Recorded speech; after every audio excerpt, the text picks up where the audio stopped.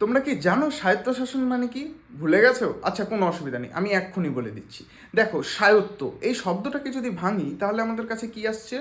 স্ব মানে নিজেই, এবং আয়ত্ত মানে অধীন।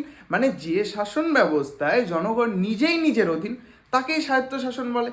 উদাহরণ, যেমন গ্রামের জন্য গ্রাম পঞ্চায়েত এবং শহরের জন্য পৌরসভা।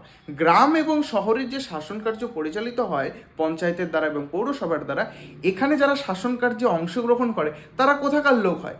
আমাদেরই না গ্রাম এবং শহরের মানুষজনরাই থাকেন সেখানে। তাদেরকে আমরা ভোট দিই, ভোট দিয়ে তারা জয়লাভ করে যখন, তখন তারা সেই শাসন ব্যবস্থার সাথে যুক্ত হতে পারে। ঠিক আছে, তো একেই তো স্বায়ত্তশাসন বলে, যে লোকাল মানুষরা নিজেদের শাসন কার্য নিজেদের দ্বারাই পরিচালিত করবে।